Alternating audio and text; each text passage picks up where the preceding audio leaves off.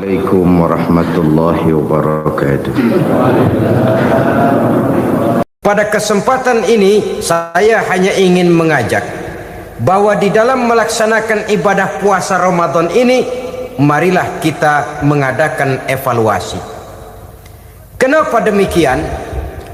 Barangkali secara jujur, walaupun agak berat, saya masih harus berkata, masih banyak di antara kita umat Islam yang di dalam melaksanakan suatu ibadah terjebak dalam rutinitas ritual. Saudara-saudara kaum muslimin rahimakumullah, jenis puasa yang ketiga kita kenal dengan puasa wajib, dan ini kita laksanakan pada bulan suci Ramadan. Tentang teknis pelaksanaan ibadah puasa di bulan Ramadan sudah pernah saya bicarakan pada pertemuan tentang Ramadan dan Idul Fitri.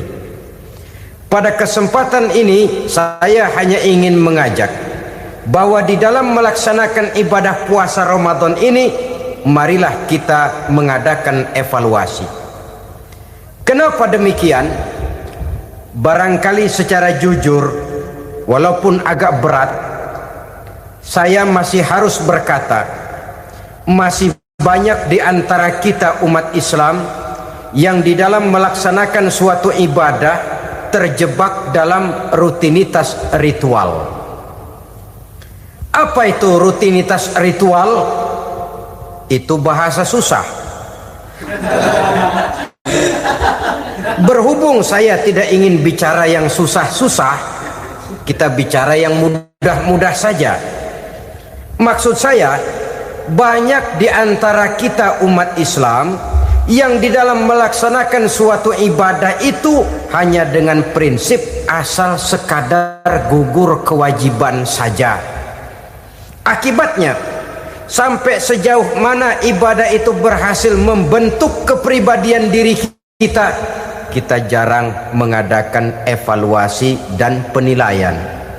Sholat yang penting gugur kewajiban, puasa yang penting sudah gugur kewajiban, haji yang penting sudah gugur kewajiban. Maka jangan heran kalau itu yang jadi prinsip, ibadah lantas tidak punya dampak dalam membentuk kepribadian diri. Banyak orang yang rajin sholat tapi munkarnya jalan terus, sampai kadang-kadang kita bingung, yang sembahyang dia, yang nyolong dia. Puasanya kelihatannya tekun tapi tidak punya kepekaan sosial.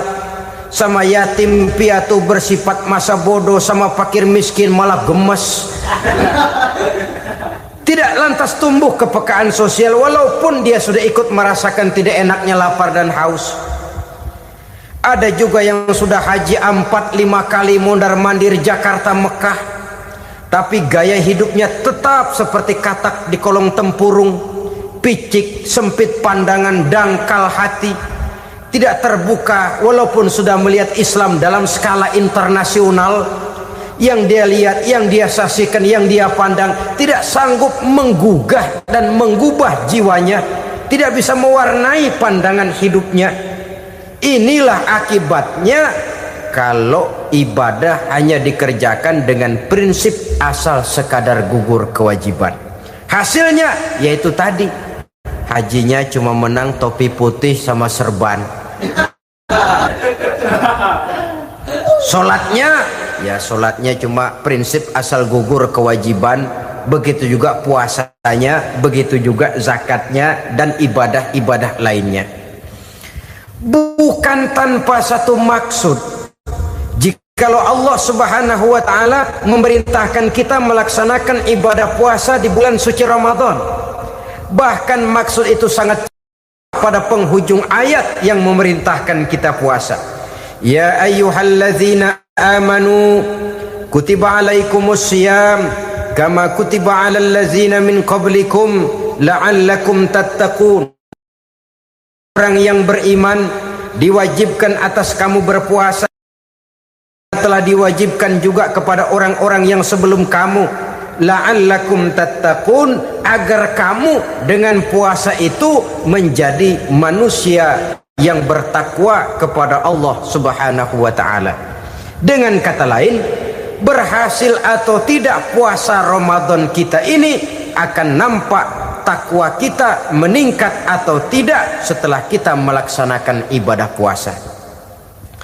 Sehingga kalau orang mengatakan Ramadan itu merupakan month of training, bulan latihan, keluar latihan tentu harus semakin naik dan baik gaya kehidupan kita. Jadi tujuan utama daripada pelaksanaan ibadah puasa adalah untuk membentuk manusia yang bertakwa. Nah, takwa itu kata Imam Qusairi hurufnya ada 4. Ta, qaf, wawu, ya. Masing-masing huruf ini simbol dari pribadi orang yang bertakwa, bina dan dibentuk oleh pelaksanaan puasanya. Mari kita lihat. Huruf ta adalah lambang dari sifat tawadhu, rendah hati. Orang yang bertakwa, orang yang tidak mempunyai sifat sombong. Puasa menanamkan kita kesadaran terhadap kelemahan, terhadap keterbatasan, terhadap segala ketidakmampuan yang kita miliki. Ya Allah, baru sehari nggak kena makan, nggak kena minum, sudah begini lemesnya. Puasa memang kalau pagi orang masih sehat, masih terdorong oleh sahur, siang masih lumayan, tapi zuhur ke atas biasanya mulai sikap lemah manusiawi, keterbatasan kekuatan biologis itu mulai nampak. Dari sini tanam satu kesadaran, kalau begitu apa yang mau disembuhkan di hadapan Allah?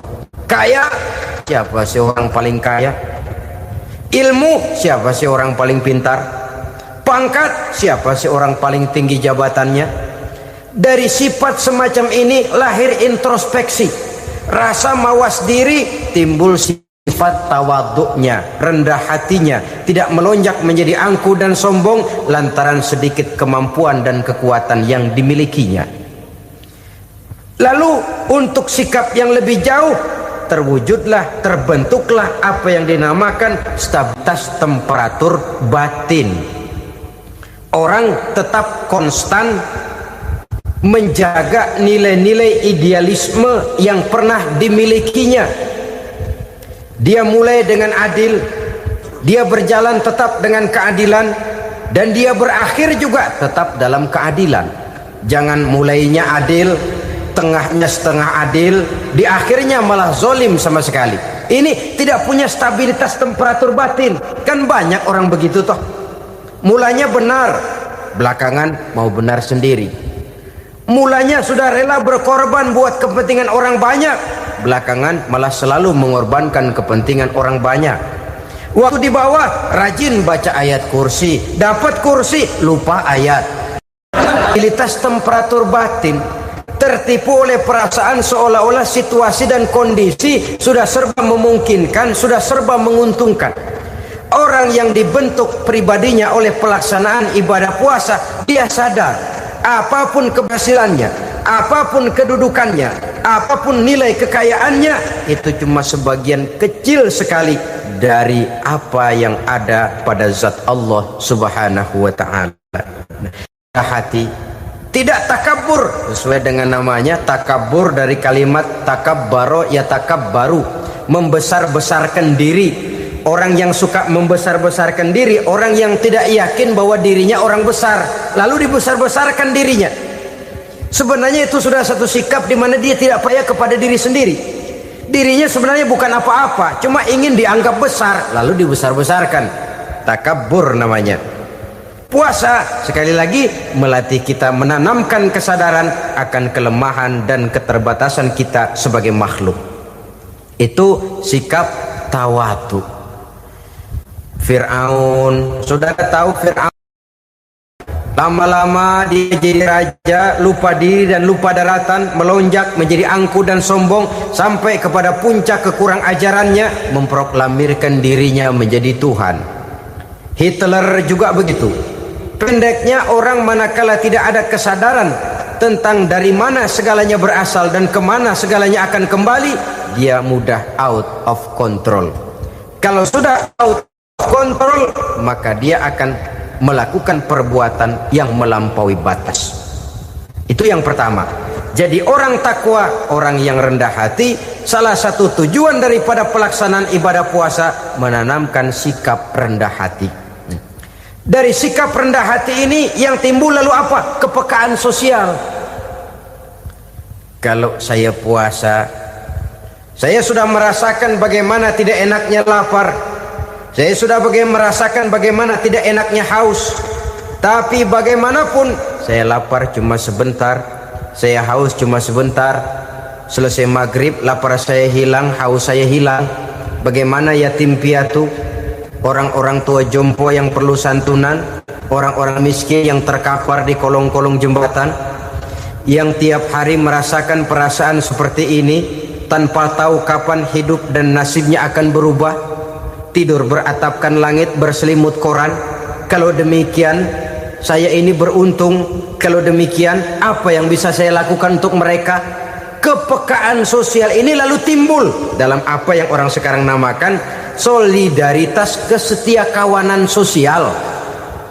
Hidup tidak hanya untuk kepentingan diri dan perutnya sendiri saja, tapi mau menolong, mau membantu orang yang memang memerlukan bantuan dan pertolongan itu sendiri. Jangan setelah tahu lapar tidak enak, haus tidak enak, tapi kita tidak mau tenggang rasa, tidak mau timbang rasa. Begini loh tidak enaknya lapar, begini loh tidak enaknya haus. Ini terjadi pada diri saya. Saya masih mampu, masih berbuka puasa. Bagaimana yang tiap hari merasakan seperti ini? Tidak Ramadan, tidak Syawal, tidak Zulqa'dah, tidak Zulhijjah, selalu kelaparan dan kehausan. Dari sana timbul kepekaan sosial. Lalu lahirlah sikap pemurah, dermawan, mau menoleh ke kiri dan ke kanan. Bahkan Al-Quran itu sampai mengancam betul. Ara'aita allazi yukadzibu bid-din fadzalika allazi yad'u al-yatim wa la mendustakan agama. Islam mendustakan Islam. Salat dia tapi mendustakan salat. Puasa dia tapi mendustakan puasa. Siapa mereka itu? Fadzalika allazi yad'u al-yatim. Merekalah orang-orang yang meninggalkan anak-anak yatim. Wa la yahuddu ala ta'amil miskin, dan tidak pernah memberi pertolongan, tidak memerintahkan memberi makan kepada fakir miskin, walaupun dia berada pada posisi dan kondisi yang memang dia mampu. Nah, kalau dia tidak mampu itu lain soal. Dia mampu, dia tahu, dan dia diam saja. Itu termasuk yukadzibu biddin, orang-orang yang mendustakan agama. Berlindung kita kepada Allah, jangan sampai termasuk ke dalam kelompok itu. Yang kedua, saudara, huruf takwa itu qaf. Qaf adalah lambang dari sifat qanaah. Qanaah artinya merasa cukup. Puasa melatih kita untuk bersikap cukup dalam hidup. Kalau kita perturutkan menjelang saat berbuka, menunggu waktu berbuka, istilah orang di Jawa Barat ngabuburit katanya, kita menunggu saat berbuka, segalanya saja ingin kita beli, segalanya saja ingin kita minum, semuanya saja ingin kita makan, sebab nafsu sudah begitu berupa. Perut sudah sedemikian lapar, kerongkong sudah sedemikian haus, rasanya semuanya saja ingin kita telan. Tapi tahukah kita bahwa setelah maghrib berbunyi, berapa banyak yang kita makan, berapa banyak yang kita minum? Sesuaikah dengan keinginan kita tadi siang? Tadi siang semuanya ingin kita makan. Tadi siang semuanya ingin kita minum. Setelah berbuka, berapa banyak yang kita makan, berapa banyak yang kita minum. Itulah kehidupan. Segalanya ingin kita kuasai, segalanya ingin kita punyai, tapi berapa sih yang benar-benar kita perlukan? Maka orang kaya adalah orang yang hidupnya cukup. Orang miskin hakikat yang selalu merasa kurang.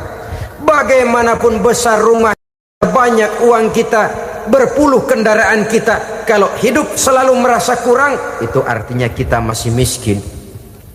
Maka jikalau ingin menjadi orang kaya, kuncinya hakikatnya cuma satu, hati kita merasa cukup dengan yang diberikan Allah, bersyukur atas segala nikmatnya, dan dengan syukur itu, nikmat itu akan ditambah oleh Allah Subhanahu wa ta'ala. Puasa menimbulkan sifat qanaah, dan qanaah adalah watak daripada orang-orang yang bertakwa kepada Allah Subhanahu wa ta'ala. Persis seperti orang minum air laut.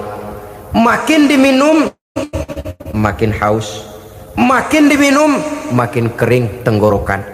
Begitulah orang berhadapan dengan materi.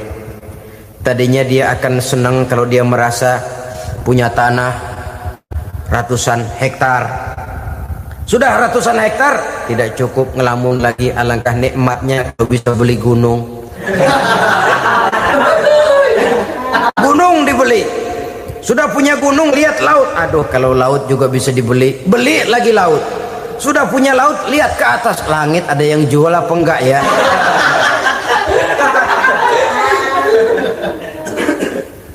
Seperti orang berhadapan dengan air laut yang makin diminum makin membuat kita haus dan makin kering tenggorokan ini. Maka itu harus dihentikan. Sikap untuk menghentikan itu tidak lain adalah dengan sifat qanaah itu tadi. Merasa cukup dengan apa yang diberikan Allah, mensyukuri nikmatnya. Itu yang kedua. Yang ketiga, pada kalimat takwa ada huruf wawu. Wawu adalah simbol dari sifat wara dengan ain. Wara, orang yang terpelihara dirinya baik dari yang syubhat, lebih-lebih dari yang haram. Syubhat, saudara tahu, barang yang remeng-remeng. Tapi sungguh pun remeng-remeng, kira-kira prosentasenya 70-30. 70% haram, 30% kemungkinan halalnya. Maka yang syubhat lebih baik dijauhi daripada diambil. Orang yang punya kepribadian wara, dirinya terpelihara, jangankan dari yang haram, dari yang syubhat saja dia sanggup menjaga dan memelihara dirinya. Oleh karena itu saya heran kalau orang di bulan Ramadan dia sanggup menjaga diri di waktu siang dari jenis makanan yang halal, dari jenis minuman yang haram. Ada tahu nganggur di meja siang, enggak dia makan. Ada air teh nganggur di meja siang, enggak dia makan. Padahal itu jenis makanan dan minuman yang halal. Tapi ketika datang maghrib, dia berbuka dengan makanan yang dibeli dari uang yang dihasilkan dengan cara yang haram. Bukankah itu sesuatu yang terbalik? Bukankah demikian, dengan demikian sudah tidak lagi menimbulkan sikap yang bisa memelihara dan menjaga kepribadian diri? Orang yang membiasakan diri terpelihara dari yang syubhat apalagi yang haram, maka baik yang dipakainya, yang diminumnya, yang dimakannya terdirilah dari barang-barang yang baik yang dihalalkan oleh agama. Wara. Kemudian yang keempat, pada huruf kalimat takwa ada huruf yakin. Huruf ya simbol dari sifat yakin. Orang yang puasa dibentuk kepribadiannya mempunyai satu keyakinan yang tangguh, dan keyakinan adalah ciri daripada orang yang takwa. Kita lihat yang dipanggil melaksanakan ibadah puasa ini kan iman, karena memang sulit untuk melaksanakan puasa kalau tidak iman yang jadi dasar. Setidaknya seperti sudah pernah saya sampaikan, ibadah puasa ini memang sulit terkena penyakit show. Kalau kita sholat barangkali terangsang karena kelihatan orang lain. Kalau kita pergi haji mungkin jadi sugesti karena orang banyak tahu. Kalau kita bayar, kita kita jadi terangsang karena banyak orang lihat. Tapi kalau sudah puasa, puasa itu kan yang tahu cuma kita dan Allah saja. Ya, kita sholat, orang lain lihat, kita jadi rada semangat. Kita pergi haji, orang lain banyak ngantar, kita semangat. Kita bayar zakat, orang lain banyak saksikan, kita bersemangat. Tapi kita puasa, siapa yang mau nyaksiin kita puasa? Siapa yang mau memuji kita puasa? Siapa yang mau menyanjung kita puasa? Itu cuma urusan kita dan Allah. Oleh karenanya, dasar daripada pelaksanaan ibadah yang harus mencegah tenggorokan, segalanya jadi nikmatan.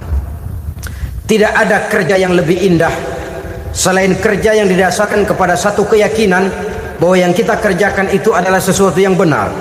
Dalam hal ini sesuatu yang diperintahkan oleh Allah Subhanahu wa taala kepada kita. Saudara-saudara kaum muslimin rahimakumullah.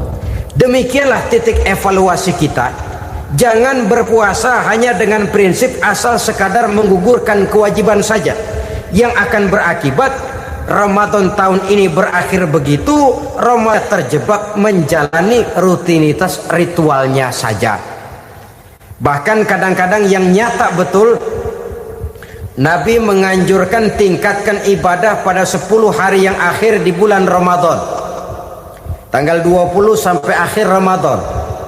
Yang kita praktekkan malah kegiatan ibadah kita justru menurun pada 20 Ramadan yang akhir. Coba lihat 20 Ramadan ke atas, itu pasukan tarawih paling kelas 60-70 tahun ke atas. Kemana yang lain? Sudah berpikir menghadapi lebaran, berpikir pulang mudik, berpikir macam-macam. Akibatnya konsentrasi ibadah lalu buyar. Dianjurkan Rasul, tingkatkan ibadah pada 10 hari yang terakhir. Kita malah makin ke akhir makin lancip.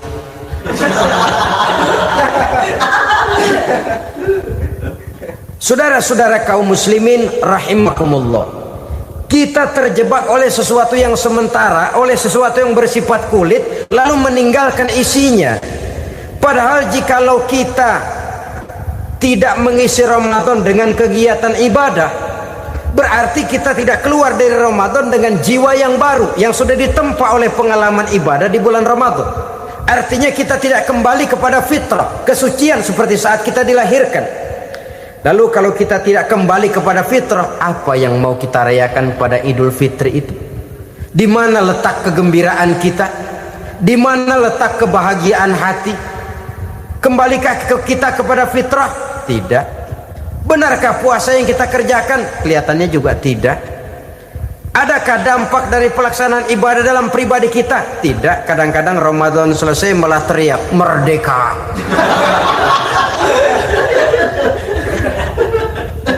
Kalau tadinya Ramadan dia merasa terhalang, mau keluar siang, mau makan siang, bulan puasa, mau minum siang, bulan puasa, mau gandengan, bulan puasa. Ramadan selesai, kibarin bendera, teriak merdeka, lalu kembali merajalela. Saudara-saudara, dampaknya tidak akan kelihatan. Padahal puasa yang baik, la'allakum tattaqun, membentuk manusia yang bertakwa kepada Allah Azza wa Jalla. Nah, sekarang apa kemudahan dan keistimewaan yang akan diberikan Allah kepada mereka yang sampai kepada tingkat takwa ini? Al-Quran menjelaskan, pertama, may yattaqillaha yaj'al lahu makhraja. Barang siapa yang bertakwa kepada Allah Subhanahu wa taala, maka dia akan diberikan makhraja. Makhraja itu jalan keluar dari segala macam kesulitan. Jalan keluarnya ada saja. Menurut ukuran kemampuan dia tidak mungkin, mustahil, tidak bisa, mana mungkin. Tapi pada waktunya ada saja jalan keluarnya. Termasuk jenis yang yaj'allahu makhraja. Orang yang bertakwa kepada Allah selalu diberikan jalan keluar dari segala kesulitan yang dihadapinya. Siapa sih orangnya yang tidak pernah sulit dalam hidup ini? Siapa orang yang tidak pernah mengalami kesulitan? Tapi kadang orang menilai itu kelihatannya hidupnya enak aja ya, kayaknya nggak pernah mengalami kesulitan. Sebenarnya bukan tidak pernah mengalami kesulitan, Allah selalu memberikan jalan keluar dari segala kesulitan yang dihadapinya. Lah kalau Allah yang memberikan jalan keluar, tentu sangat mudah sekali. Orang yang bertakwa diberikan jalan keluar dari segala macam kesulitan. Satu. Yang kedua, wa yarzuqhu min haitsu la yahtasib. Dia akan diberikan rezeki oleh Allah dengan jalan yang tidak disangka-sangka. Rezekinya datang dengan cara yang tidak disangka-sangka. Gajinya mungkin kecil tapi penghasilannya gede, kan itu yang penting. Gaji dan penghasilan kan lain tuh. Boleh jadi gaji kecil asal penghasilan gede, kan nikmat hidup itu. Nah, penghasilan ini ada yang bisa kita perkirakan. Bisa kita perkirakan. Misalnya gaji itu tadi. Kalau saya kerja, gaji saya begini. Ada rezeki yang masuk min haitsu la yahtasib. Tidak kita sangka-sangka, tidak kita duga-duga, tahu-tahu ada saja rezeki. Datang orang bawa persoalan yang mendatangkan hasil. Sebab rezeki, jodoh, maut memang seperti bayangan. Kita uber-uber dia lari, kita diem dia diem. Kan gemesin itu.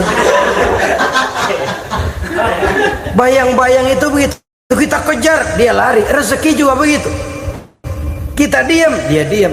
Setengah mati yang namanya rezeki kita cari, kita uber, ngobek sampai ratusan bohong kita kerjain.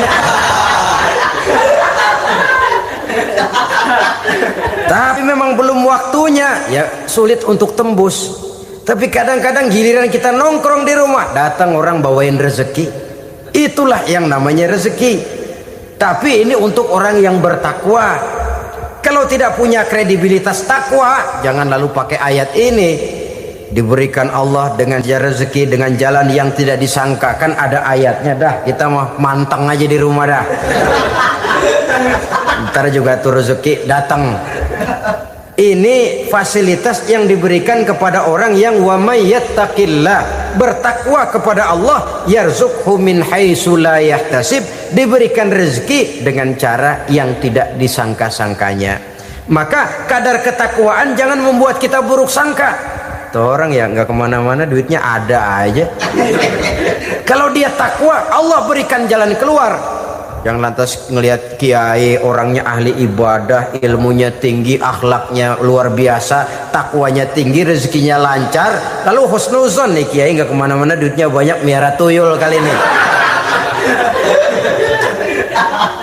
Itu termasuk jaminan Allah yang masuk kategori min haitsu la yahtasib. Yang ketiga, yaj'al lahu min amrihi yusra, dimudahkan segala urusannya. Dimudahkan segala urusannya. Kemudian yang keempat, yukaffir anhu sayyiatihi wa yu'azzim lahu ajra, diampuni segala kesalahannya dan dibesarkan pahala kebaikan yang dikerjakannya. Maka mudah-mudahan puasa yang kita kerjakan mengantarkan kita kepada ketakwaan kepada Allah, dan takwa membuka janji Allah kepada kita di dalam kehidupan ini. Kenapa sih kita yakin Quran itu kitab suci? Pertama, ajarannya sesuai dengan fitrah manusia. Suatu kitab dinamakan suci kalau konsep ajarannya sesuai dengan fitrah. Contoh, ini laki-laki ini seneng nggak sama perempuan? Normal. Kalau nggak seneng, saya ragu-ragu. Perempuan seneng nggak sama laki-laki?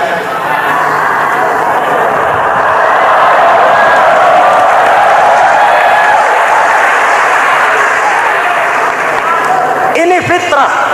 Laki-laki suka perempuan, perempuan suka laki-laki. Quran memahami itu. Hai laki-laki, kau senang dengan perempuan. Hai perempuan, kau suka dengan laki-laki. Oke, lewat sini, lewat pintu yang disebut nikah. Kalau kitab suci melarang nikah, itu bertentangan dengan fitrah manusia. Maka dalam Quran, mulai dari umat sampai ulama dan segala profesi dianjurkan nikah. Kalau kiai tidak boleh nikah, saya pilih mengundurkan diri, Pak.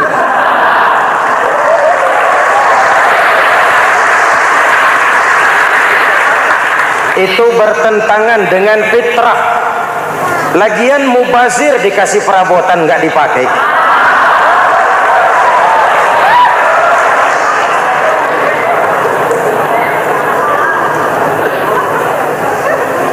Fitrah. Contoh lagi, manusia perlu makan.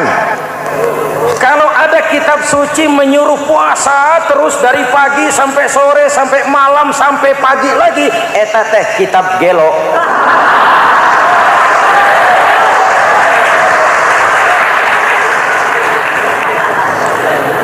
Quran sesuai dengan fitrah. Puasa mulai dari imsak sampai datang waktu maghrib. Puasa ngebleng dari pagi sampai sore sampai malam merusak kesehatan. Malam berpuasa boleh bergaul dengan istri. Kenapa? Fitrah. Kalau siang tidak boleh, malam tidak boleh, sebulan penuh panas kepala.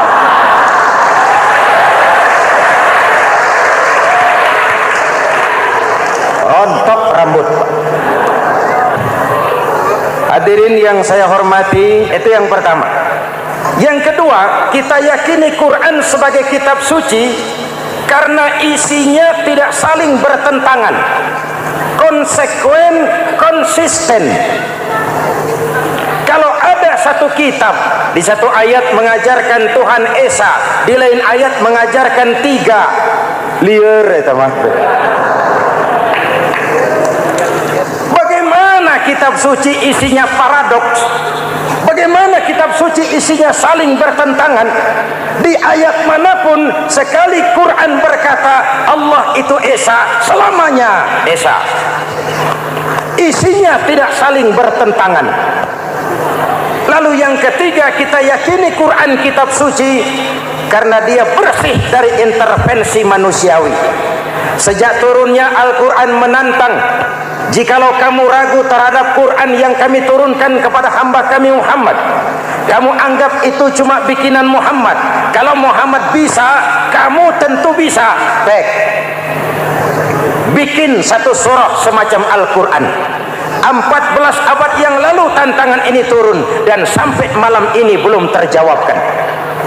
Pak, barangkali tidak ada yang mau coba. Banyak. Antara lain Musailamah Al-Kazzab. Dia mencoba membuat menandingi Al-Quran. Dia buat satu surah namanya surah Al-Fil. Bunyinya begini, bikinan Musailamah. Al-Fil wa mal-fil wa ma adraka mal-fil lahu khurtumun tawil wa lahu zail. Sudah berbentuk syair. Isinya apa? Al-Fil, gajah. Wa mal-fil, apakah gajah itu? Wa ma adraka mal-fil, tahukah kamu apa itu gajah? Lahu khurtumun tawil, dia punya belalai panjang. Wa lahu zail, dan dia punya ekor. Gak usah turun ayat begituan, orang tahu.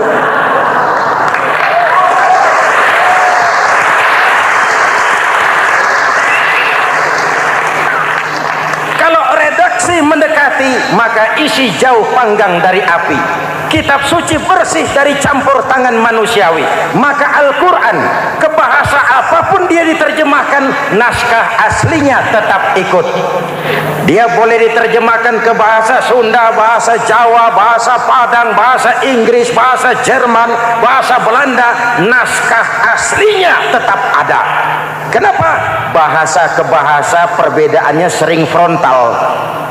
Kalau dari gelas menjadi gelas, eta mah caket. Dari lamp menjadi lampu, itu masih serumpun. Tapi cokot Sunda dengan cokot Jawa itu jauh bedanya. Atos Sunda dengan atos Jawa itu jauh. Ulama Sunda sama ulama Jawa nggak pernah akur kalimat atos ini.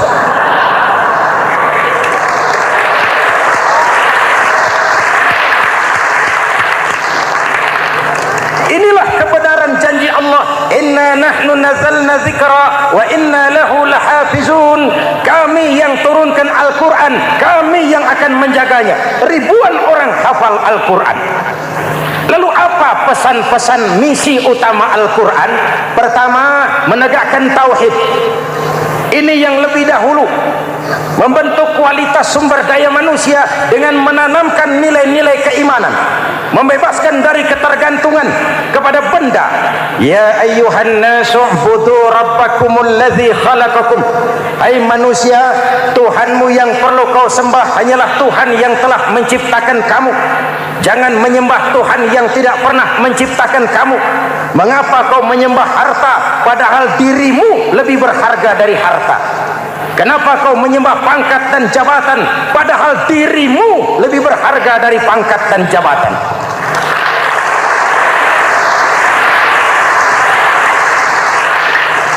Diajak rasio berpikir, Tuhanmu yang perlu kau sembah hanyalah Tuhan yang menciptakan kamu. Dan Tuhan yang menciptakan kamu itu Tuhan yang lam yalid wa lam yulad, yang laisa kamislihi syai'un, dan itulah Allah Subhanahu wa taala. Ayo orang teh, ayeuna teh. Boleh pakai teh. Ayeuna teh, kita teh. Kalau kepada syirik jali, syirik yang terang-terangan, insya Allah tidak. Nyata-nyata menyembah berhala, tidak. Nyata-nyata menyembah pohon, tidak.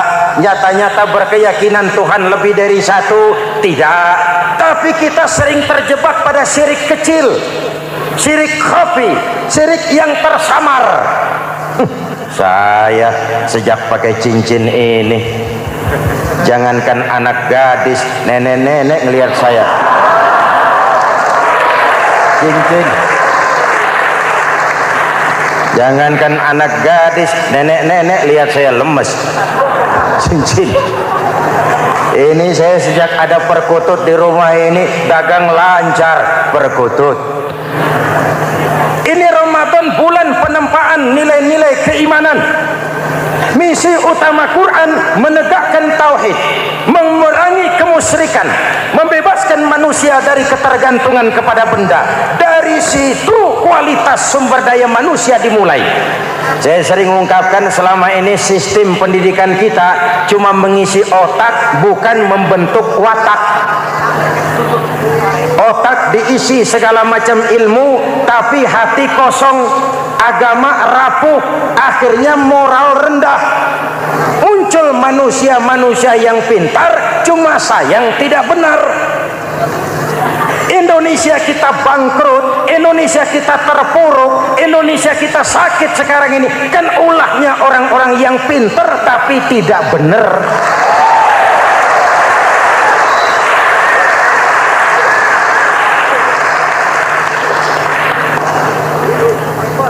Saya bicara kayak begini, ini bukan pidato politik, ini nurani politik naon kadut.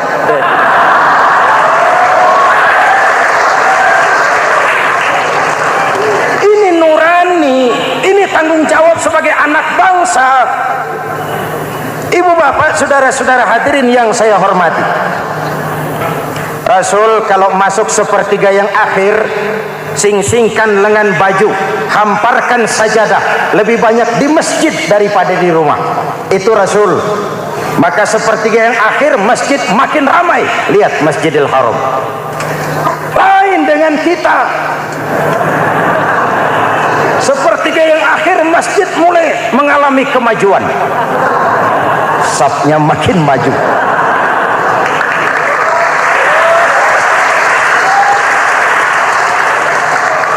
Pasar ramai, terminal beludak.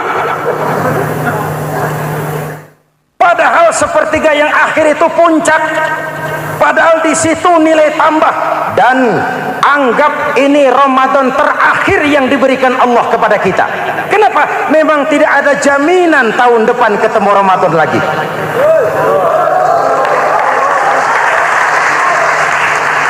Anggap ini Ramadan terakhir yang diberikan Allah kepada kita. Tidak ada jaminan tahun depan Ramadan akan ketemu lagi. Tidak ada jaminan. Manfaatkan peluang ini untuk melakukan pemutihan. Semua kita melakukan introspeksi. Tidak tahu kita Ramadan tahun depan nanti masih ketemu apa tidak. Sebagaimana kita tidak tahu kita masih hidup atau tidak. Hadirin yang saya hormati, misi kedua Al-Quran, persaudaraan, kebersamaan atas dasar keadilan dan kebenaran. Manusia bersuku-suku, ya. Manusia berbangsa-bangsa, memang itu diakui oleh Al-Quran. Inna khalaqnakum min dzakari wa untha wa ja'alnakum syu'uban wa qabaila. Kami ciptakan kamu dari laki-laki dan perempuan. Kami jadikan kamu bersuku-suku dan berbangsa-bangsa. Apa tujuannya? Agar kamu saling mengenal satu dengan yang lain. Persaudaraan, kebersamaan atas dasar keadilan dan kebenaran. Yang terlepas dari ras. Dari manapun orang datang, apapun warna kulitnya, dari suku apapun ia dilahirkan, kalau akidahnya sama, itu kan saudara kita.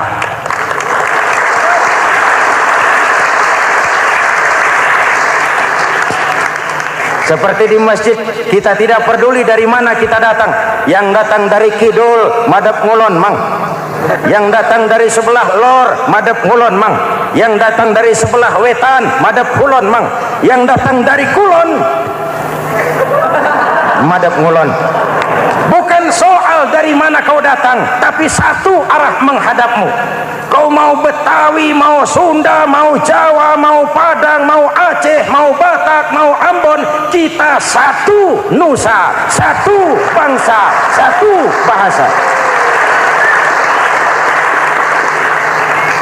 Marilah kita jadi lem perekat buat lingkungan kita di saat keutuhan kita sebagai bangsa sedang dalam ujian berat. Semangat kebersamaan atas dasar keadilan. Tidak ada mayoritas menekan minoritas. Umat Islam itu kalau besar, dia mampu melindungi yang kecil. Kalau kecil, dia bisa menjaga diri.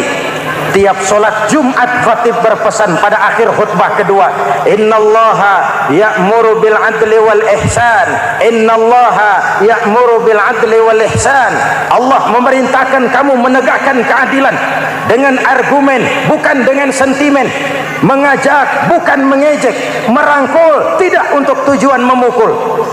Kalau sebagai bangsa kita utuh, kompak dan bersatu, saya yakin kita akan bisa mengatasi kesulitan-kesulitan sekarang ini.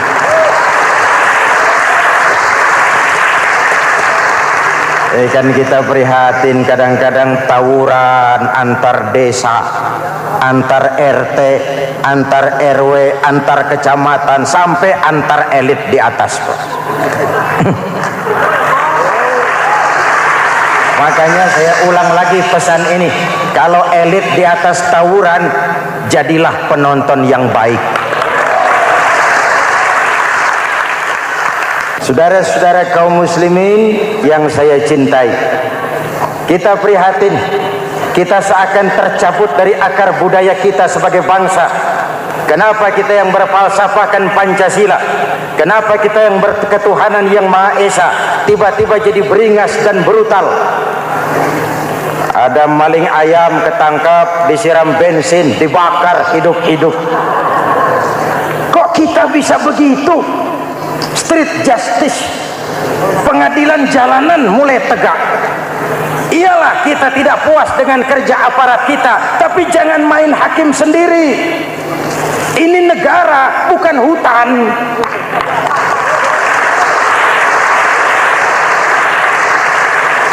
Jangan mencegah kemunkaran dengan menegakkan kemunkaran baru. Oleh hal-hal yang sepele yang mestinya kita bisa mencari jalan keluar dengan baik. Ayo luruskan saf, rapatkan barisan, satukan langkah, tautkan hati. Kita satu umat yang satu, diikat oleh Al-Quran. Hanya dengan kebersamaan kita akan mampu menata hari esok yang lebih baik atas dasar keadilan dan kebenaran. Dulu teh Muhammad Toha teriak takbir ngadepi Belanda. Bung Tomo teriak takbir ngadepi Belanda. Ayeuna takbir ngadepi batur sadulur salembur. Nanaonan.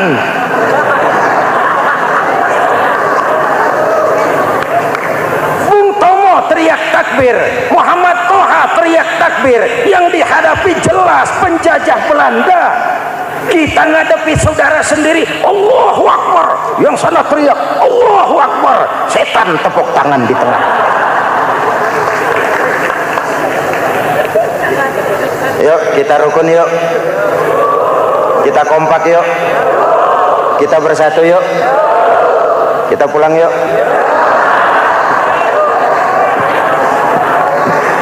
Ini misi kedua. Misi yang ketiga, Al-Quran membebaskan manusia dari gaya hidup sekuler. Quran mengingatkan, awas bung, ada hidup sesudah mati, ada akhirat sesudah dunia. Lebih untung orang yang percaya akhirat daripada yang tidak. Paling tidak hidupnya normatif. Contoh, saudara yakin akhirat ada, lalu saudara hidup baik-baik, menjauhi yang munkar, meninggalkan yang haram, saudara sujud, puasa, jihad, lalu saudara mati. Setelah mati ternyata akhirat tidak ada. Tidak ada ruginya. Paling kurang kita sudah dicatat sebagai orang baik. Sebaliknya, saudara tidak percaya sama akhirat, lalu hidup seenaknya, judi, mabuk, zina, nipu orang, korupsi, tenggelam dalam kemunkaran, lalu mati. Setelah mati ternyata akhirat ada. Baik, kemana anjen? Lebih untung orang yang percaya akhirat ketimbang yang tidak. Hidupnya ada rem. Iya pak, saya kepengen banyak uang, tapi kalau main judi nanti di akhirat bagaimana? Iya, saya kepengen jadi orang kaya, tapi kalau korupsi, nipu orang, buka peternakan tuyul, nanti di akhirat bagaimana? Gaya hidup yang berkeseimbangan. Ada hidup sesudah mati dan ada akhirat sesudah dunia. Yang keempat, Quran membebaskan manusia dari belenggu kebodohan. Quran ayat yang pertama turun sudah berkata, Iqra, baca, kamu jangan jadi bodoh. Kebodohan menimbulkan kemiskinan, kemiskinan mendekatkan kepada kekufuran. Yang kelima, ini kado buat ibu-ibu, Quran mengangkat harkat, derajat dan martabat kaum wanita. Sebelum Quran turun, sebelum Islam datang, nasib wanita sangat menyedihkan. Dilahirkan hanya untuk melahirkan. Kalaupun berperan, peranannya tidak lebih segitiga. Dapur, sumur, kasur. Kasur, sumur, dapur. Dapur, sumur, kasur. Wanita dilecehkan, sekadar alat pemuas nafsu. Datang Islam, Rasul terenyuh, An-nisa imadul bilad. Wanita adalah tiangnya negara. Jikalau baik wanita, baik negara. Jikalau rusak wanita, hancur negara. Karena wanita, negara jaya. Betul? Karena wanita, negara hancur. Betul? Maka wanita adalah bidadari yang kadang-kadang setan. Kadang-kadang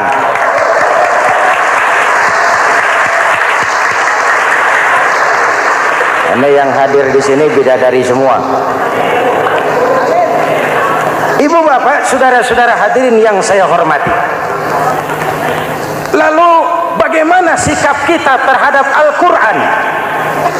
Quran sendiri menjelaskan, "Tsumma awrasnal kitaba allazina istafaina min ibadina." Kemudian kami wariskan kitab Al-Quran yang kami pilih buat hamba-hamba kami yang terpilih. Luar biasa. Umatnya umat pilihan, rasulnya rasul pilihan, kitabnya pun kitab pilihan. Kami wariskan Al-Quran kepada hamba-hamba kami yang kami pilih. Bagaimana sikap mereka setelah menerima Al-Quran? Terbagi tiga. Pertama, faminhum zalimun li nafsihi. Di antara mereka ada yang setelah menerima Al-Quran lalu zalim kepada dirinya sendiri. Diterimanya Al-Quran dengan lidahnya, tapi ditolak dengan perbuatannya. Mulutnya menjunjung Al-Quran, perbuatannya menginjak Al-Quran. Quran bilang ke barat, dia pergi ke timur. Quran bilang ke selatan, dia berangkat ke utara. Quran bilang haram, dia terjang. Quran bilang halal, dia tidak mau. Orang seperti itu tidak zalim kepada Allah, tapi zalim kepada dirinya sendiri. Mudah-mudahan kita yang termasuk golongan ini. Amin. Yang kedua, wa minhum muqtasid. Di antara mereka ada yang menerima Quran 50-50. Separuh-separuh. Yang enak dilaksanakan, yang berat ditinggal. Padahal pada sisi lain Quran mengajarkan masuklah ke dalam Islam secara total. Kafah, jangan separuh-separuh. Ini watak munafik. Kalau dilihat Islam menguntungkan, rame-rame teriak Islam. Ketika diminta berjihad, diminta berkorban, diminta zakat, rame-rame mengundurkan diri. Saya bangkrut pak, saya miskin pak, saya pailit pak. Mental itu dalam awal-awal Baqarah dijelaskan. Kullama adha'a lahum masyaw fi wa idza adlama alaihim qamu. Kalau terang mereka berangkat, kalau gelap mereka mandek. Itu ciri orang munafik beragama. Kalau Islam menguntungkan, rame-rame teriak Islam. Ketika diminta berjihad, berkorban, berjuang, rame-rame mengundurkan diri. Muqtasid. Golongan yang ketiga, ini yang ideal. Wa minhum sabiqum bil khairati biiznillah. Di antara mereka ada yang setelah menerima Al-Quran lalu berlomba-lomba mengamalkannya, berlomba-lomba melaksanakannya. Jangan sampai yang baca Quran dengan suara merdu dapat piala, yang mengamalkan Quran dengan konsekuen dapat penjara.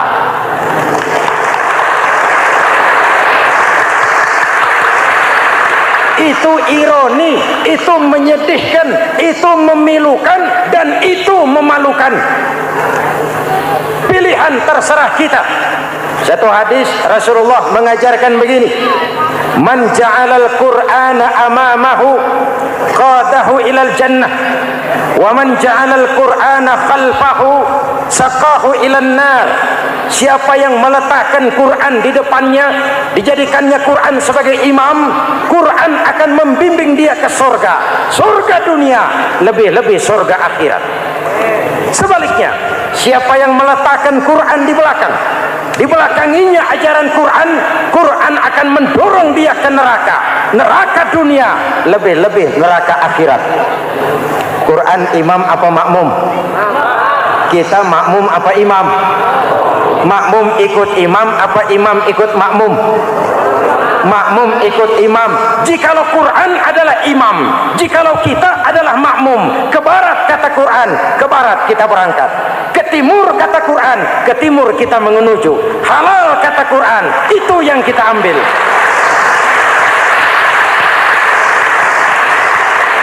Mari kita jadikan Ramadan sebagai bulan di mana sedikit demi sedikit kita berupaya kembali menjadi generasi yang Qurani.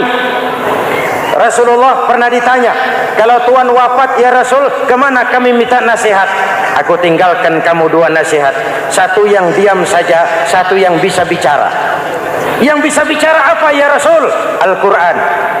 minta nasihat Quran. Yang diam saja apa ya Rasul? Maut. Dalam hidup ada dua nasihat. Nasihat yang bisa bicara, Al-Quran. Nasihat yang diam saja, maut. Mau dagang, minta nasihat Quran. Mau bertetangga, minta nasihat Quran. Itu nasihat. Nasihat yang kedua, diam saja, tahu-tahu datang maut. Makanya anggap ini Ramadan terakhir yang diberikan Allah kepada kita, karena tahun depan tidak ada jaminan kita bertemu Ramadan. Manfaatkan 10 yang akhir untuk meningkatkan nilai ibadah kita kepada Allah Subhanahu wa taala. Pada pertemuan kali ini secara khusus kita akan membicarakan tentang puasa ini. Kita akan mulai dari yang pertama, puasa sunnah. Sebagaimana yang kita maklum, sunnah adalah satu perbuatan yang apabila kita kerjakan berpahala, tapi apabila kita tinggalkan tidak merupakan dosa. Hanya saja ia merupakan barometer dan ukuran daripada orang-orang yang cinta kepada sunnah itu sendiri. Ada banyak jenis puasa sunnah ini. Yang pertama, puasa sunnah di bulan Muharram. Rasulullah sallallahu alaihi wasallam bersabda, "Afdhalus siyami ba'da Ramadan syahrullahil Muharram, wa afdhalus salati ba'dal fardhah salatul lail." Diriwayatkan oleh Muslim dari Abi Hurairah. Puasa yang paling utama sesudah puasa Ramadan tidak lain adalah puasa di bulan Muharram, dan solat yang paling afdol sesudah solat yang wajib adalah solat pada sepertiga malam yang akhir. Puasa di bulan Muharram merupakan puasa sunnah dan mempunyai nilai yang sangat besar dalam pandangan Allah Subhanahu wa ta'ala. Buat mereka yang mampu melaksanakan puasa sunnah di bulan Muharram ini, boleh melaksanakannya selama 10 hari. Hari yang pertama, boleh juga 3 hari saja, atau setidak-tidaknya 1 hari daripada bulan Muharram. Yang kedua, puasa 10 hari daripada bulan Zulhijjah. Karena bulan Zulhijjah ini memang termasuk bulan yang dimuliakan oleh Allah Subhanahu wa taala. Pertama, di sana ada hari Tarwiyah, ada hari Arafah, ada hari kurban, ada talbiyah, ada pelaksanaan haji dengan segala manasiknya. Maka puasa sunnah di bulan Zulhijjah merupakan amalan yang sangat utama dan besar pahalanya dalam pandangan Allah Azza wa Jalla. Sebagian ulama menjelaskan, man shoma hazihil ayyam akramahullahu bi asyri asya'in. Siapa orang yang melaksanakan ibadah puasa sunnah pada hari-hari 10 di bulan Zulhijjah ini, Allah Subhanahu wa ta'ala akan memuliakannya dengan 10 macam perkara. Saudara, ini keuntungannya. Yang pertama, orang yang puasa di hari-hari 10 bulan Zulhijjah diberikan al-barakah fi umrihi, diberikan keberkahan pada umurnya. Setiap kita ingin memperoleh umur yang berkah. Umur yang berkah itu yang bagaimana? Apa yang jumlahnya panjang? Mungkin. Tetapi yang jelas, umur yang berkah ini adalah umur yang bisa dipertanggungjawabkan di hadapan Allah Subhanahu wa ta'ala. Artinya, umur yang diisi penuh dengan kebajikan, umur yang diisi dengan segala macam kegiatan ibadah, dan umur yang dengan demikian sungguh pun kita sudah mati, jasad terkubur dalam tanah, nama kita akan tetap hidup, dikenal orang oleh karena kebajikan yang kita kerjakan.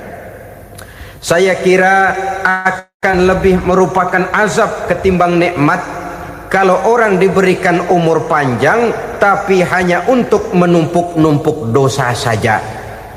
Kan lebih baik mana? Umur pendek banyak pahala, umur panjang banyak dosa. Lebih baik mana? Saya yakin yang paling baik tentu umur panjang banyak pahala.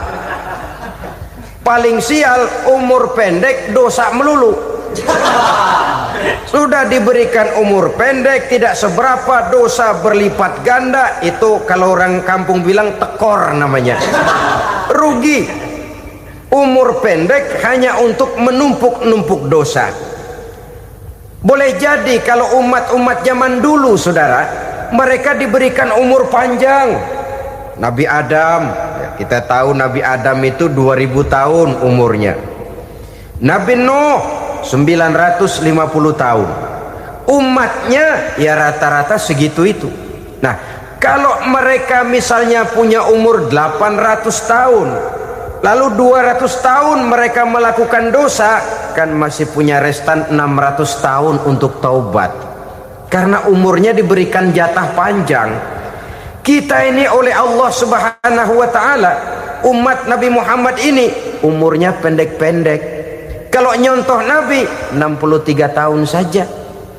Kalau diberikan 70 tahun umur kita sekarang, itu sudah dapat jatah lebih 7 tahun. Alhamdulillah bahwa Allah memberikan saat-saat, waktu-waktu, tempat-tempat yang punya nilai istimewa, sehingga umur yang pendek ini bisa bernilai panjang, nilai ibadahnya bisa bernilai pahala seperti umat yang berumur panjang dahulu itu.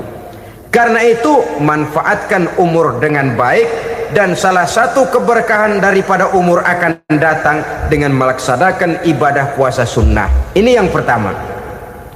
Yang kedua, az-ziyadatu fi malihi, berikan tambahan hartanya, menjadi orang kaya. Kaya apa? Kaya hati setidak-tidaknya. Karena dengan tekun dan rajin melaksanakan ibadah puasa, yang segera tertanam dalam jiwa seseorang merasakan cukup di dalam kehidupan. Itulah dia orang yang paling kaya, orang yang hidupnya paling cukup. Kalau orang sudah merasa cukup dalam hidupnya, maka itulah dia orang yang kaya. Saudara-saudara kaum muslimin rahimakumullah, puasa sunnah memberikan tambahan harta, usahanya berkembang, dengan demikian membawa keberkahan, hartanya makin bertambah, akan menunjang ibadahnya kepada Allah, lebih memantapkan dan membawa ketenangan dalam hidupnya. Itu termasuk berkahnya melaksanakan puasa sunnah itu. Yang ketiga, al-hifzu fi iyalihi, diberikan penjagaan, perlindungan terhadap keluarganya, anaknya sehat, sanak famili dan handai tolannya terjaga dan terpelihara dari segala malapetaka, dari segala mara bahaya, kesehatannya terjamin dan terpelihara. Itu sudah merupakan modal yang sangat besar di dalam kita mengarungi kehidupan. Sebab rasanya sulit untuk bahagia, duit kita banyak sekali, usaha kita selalu mendatangkan untung yang berlipat ganda. Tapi sebentar-sebentar anak kita sakit, yang ampek, yang korengan, yang kena musibah, ndak tak karu-karuan sakit, berobat sampai jutaan rupiah. Itu kan sudah tidak membawa kebahagiaan. Uang masuk yang begitu banyak jumlahnya, habis akhirnya untuk berobat saja. Sebenarnya hitung-hitung ya seri-seri juga. Usaha berhasil, duit banyak, habis untuk berobat. Lah sama juga saudara-saudara.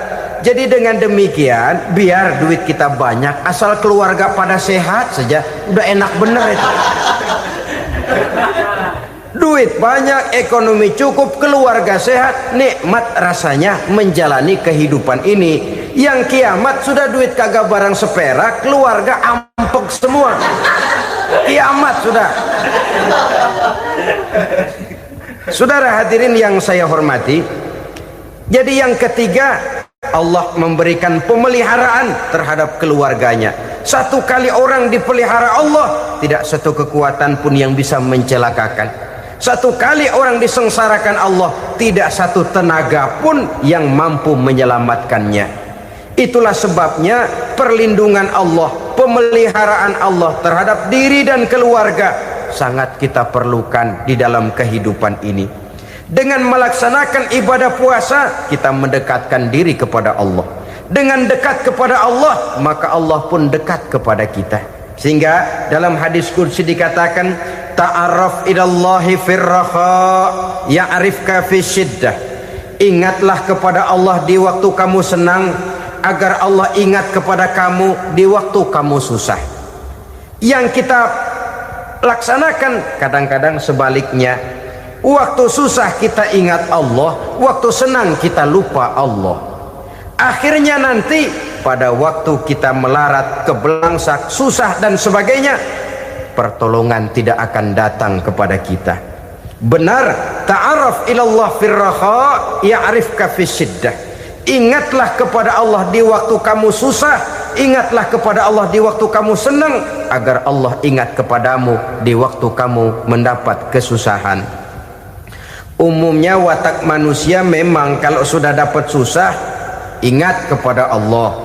Waktu duduk, waktu berbaring, sambil tidur, dalam segala keadaan Allah disebutnya, Allah dimintakan pertolongannya. Tapi dikala dia berada pada posisi di atas angin, merasa senang, bahagia, Allah terlupakan. Saudara-saudara kaum muslimin, itu yang ketiga. Yang keempat, at-takfiru li sayyiatihi. Orang yang melaksanakan puasa sunnah itu diampuni segala dosa dan kesalahan yang telah dilakukannya.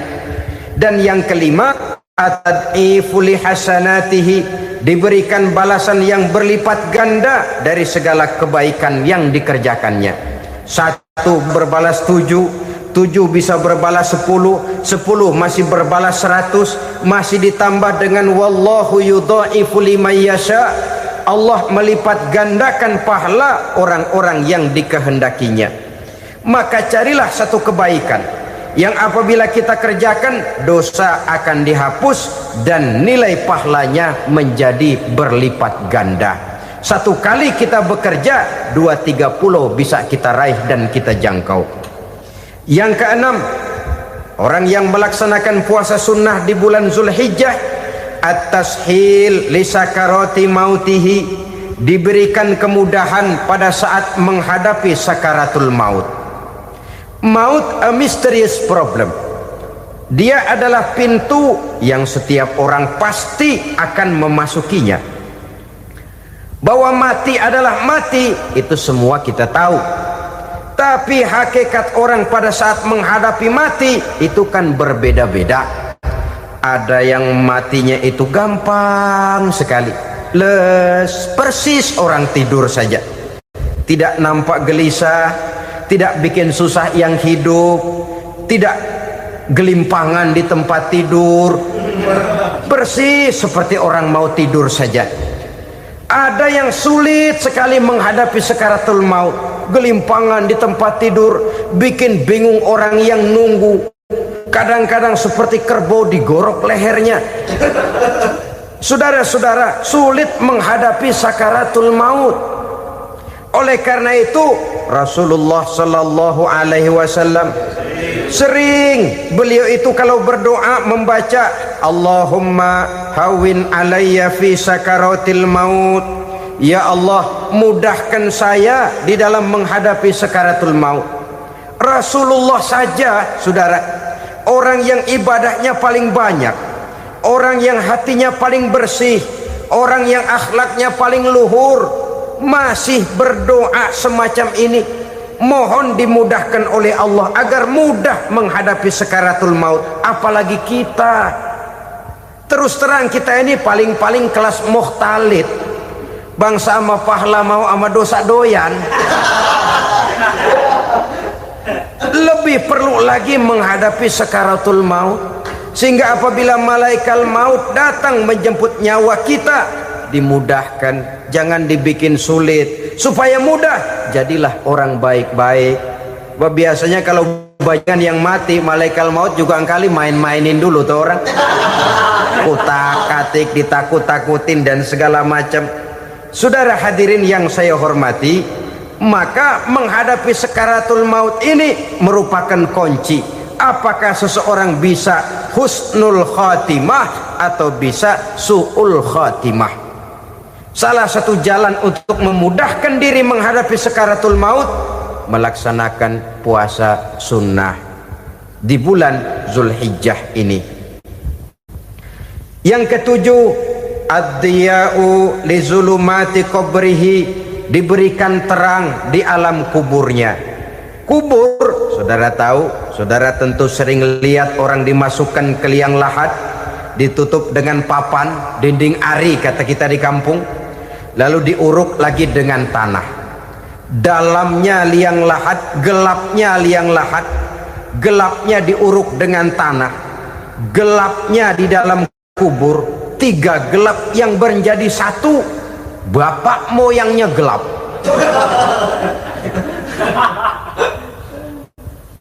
Puasa sunnah ini merupakan terang di alam kubur kita nanti.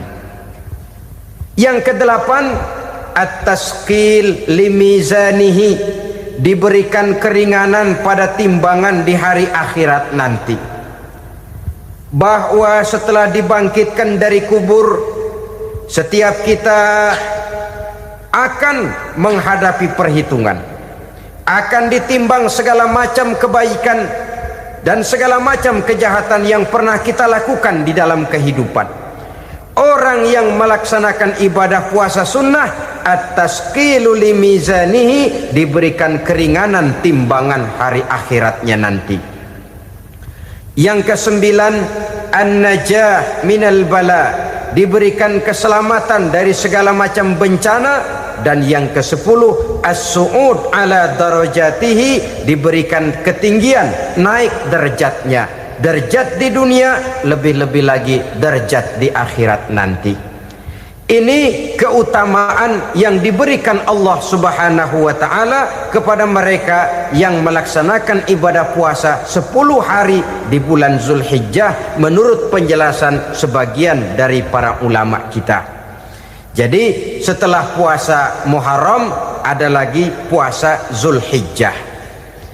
Kemudian puasa sunnah yang ketiga, puasa sunnah pada hari Senin dan hari Kamis.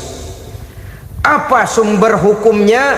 Diriwayatkan oleh Imam Muslim dari Abi Qatadah, Rasulullah sallallahu alaihi wasallam ditanya tentang puasa pada hari Senin. Kenapa Rasul melakukan itu? Beliau menjawab, zalika yaumu wulidtu fihi wa yaumu bu'istu au unzila alayya fihi.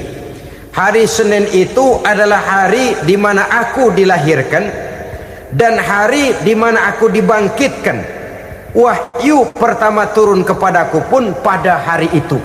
Maka sunnah melaksanakan puasa pada hari itu. Adapun hari Kamis, ada hadis yang diriwayatkan oleh Imam Turmuzi dari Abi Hurairah, Nabi bersabda, tu'radul a'malu yaumul isnaini wal khamisi fa uhibbu ay yu'rada amali wa ana sha'im. Disetor amal setiap manusia pada hari Senin dan pada hari Kamis. Maka aku ingin, kata Nabi, agar pada saat amalku disetor itu aku sedang puasa. Jadi malaikat itu menurut riwayat ini mencatat dan menyetorkan catatan amalan seseorang pada hari Senin, hari Kamis. Tiap hari Senin amalan kita disetor oleh malaikat. Catatan terakhir tentu yang sedang kita kerjakan, sehingga yang masuk daftar, saya tinggalkan orang ini, dia sedang puasa. Karena naik catatan amalnya pada hari Senin. Kamis diangkat lagi, catatan paling akhir, saya tinggalkan orang ini, dia sedang puasa. Itu makna fa uhibbu ay yu'rada amali wa ana shaim. Aku senang kalau pada saat amalku disetor, catatan paling akhir aku lagi puasa. Satu keistimewaan. Alangkah celaka tiap amalan disetor kita sedang berbuat jahat. Senin, Kemis, teler, mabok, judi. Tiap amalan disetor, catatan akhirnya saya tinggalkan si fulan lagi teler. Laporan Senin. Kemis laporan lagi, saya tinggalkan si fulan lagi mirit kartu. Saudara hadirin yang saya muliakan, alangkah jeleknya catatan kita. Oleh karena itu sunnah puasa pada hari Senin dan hari Kemis. Ini amalan sunnah, saudara-saudara. Dan oleh karena ini amalan sunnah, sebagian ulama memberikan penjelasan, walaupun lupa niat, kalau sudah malam itu lupa niat, boleh niatnya sudah siang puasa sunnah ini, dengan catatan dari pagi belum makan apa-apa. Malam saudara lupa, tahu-tahu ingat ini hari Senin, dah jam 10, niatlah jam 10 itu, sah puasanya asal dari pagi belum makan apa-apa. Tapi kalau sudah dapat 2 piring baru niat jam 10, itu lain, ngojek namanya.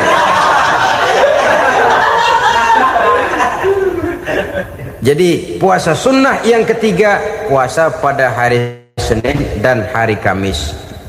Yang keempat, puasa jenis sunnah yang keempat, puasa 6 hari di bulan Syawal. Diriwayatkan oleh Imam Muslim dari Abi Ayyub bahwa Nabi bersabda, "Man shoma Ramadhana summa atba'ahu sittan min Syawal kana kasyamid dahri." Barang siapa yang berpuasa di bulan Ramadan kemudian diikutinya dengan 6 hari di bulan Syawal, maka dia seolah-olah seperti orang yang berpuasa 1 abad lamanya. Allahu Akbar. Demikian besar keuntungannya. 6 hari di bulan Syawal sama dengan orang yang berpuasa 1 abad lamanya. Ini fadailul a'mal, saudara-saudara. Jangan diartikan karena menang sudah puasa 6 hari bulan Syawal, Ramadan tahun depannya lantas nggak puasa. Kenapa? Ukurannya sudah 1 abad. Bukan itu pengertiannya. Ini mendorong orang memberikan ganjaran pahala yang sedemikian besar. 6 hari setelah Ramadan, artinya di bulan Syawal. Tidak pada hari pertama Syawal karena haram hukumnya berpuasa pada hari fitri itu. 6 hari di bulan Syawal. Tinggal lihat yang mampunya saja.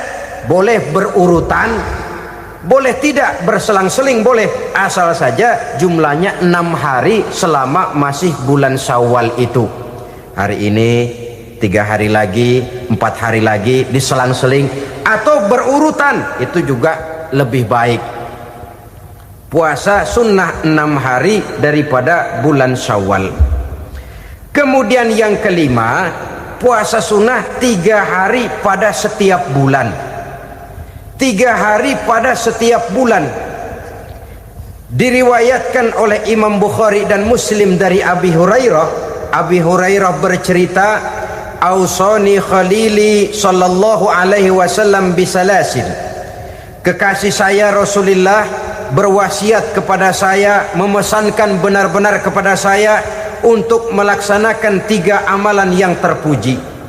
Pertama, siyamu salasati ayyamin min kulli syahrin. Puasa 3 hari dalam setiap bulan. Ini wasiat yang pertama. 3 hari pada setiap bulan. Tidak peduli bulan apa saja. Dalam artian ya bulan menurut perhitungan Islam ya. Muharram, Safar, Rabiul Awal, Rabiul Tsani, Jumadal Ula, Jumadil Akhir, Rajab, Sya'ban, Ramadan, Syawal, Zulqa'dah, Zulhijjah dan selanjutnya. 3 hari pada setiap bulan. Tanggalnya tanggal berapa saja. Lebih utama pada yang disebut Yaumul Bid, yaitu hari-hari di mana bulan menunjukkan purnama. Tanggal 13, tanggal 14 dan tanggal 15 pada setiap bulannya itu disunahkan melaksanakan puasa. Itu wasiat pertama, puasa 3 hari pada setiap bulan. Wasiat yang kedua, wa raka'atai duha, melaksanakan sholat duha sekurang-kurangnya 2 rakaat. Itu wasiat yang dipesankan benar kepada saya, kata Abi Hurairah. Pertama, puasa 3 hari pada setiap bulan. Yang kedua, usahakan jangan meninggalkan 2 rakaat minimal daripada sembahyang duha. Kita tahu sembahyang duha itu sembahyang sunnah di waktu pagi seketika matahari naik sepenggalahan.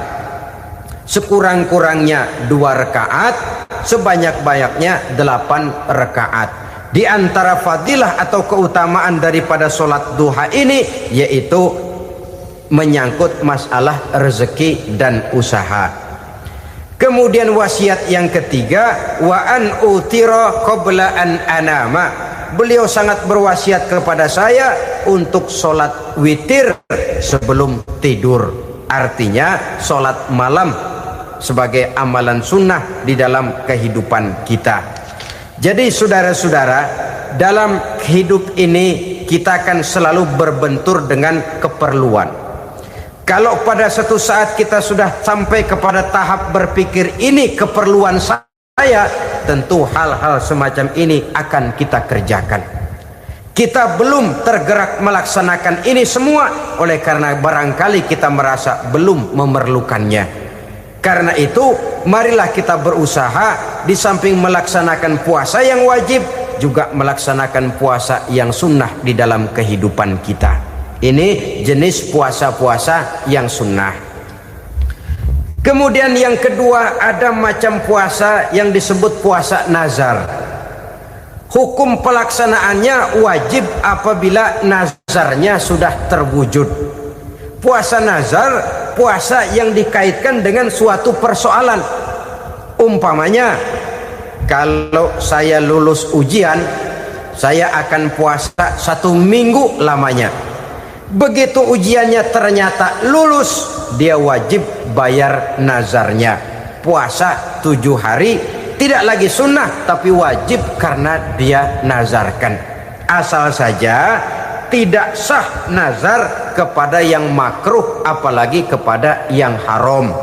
Umpamanya nazar kalau tembus 6 nomor mau puasa 3 hari. Itu nazar semacam itu bukan saja tidak sah tapi haram hukumnya. Tidak boleh nazar kepada yang makruh apalagi kepada yang haram. Jadi apabila maksud yang sudah kita niatkan tercapai, wajiblah nazar itu dibayar, yaitu kalau nazarnya sunnah melaksanakan ibadah puasa.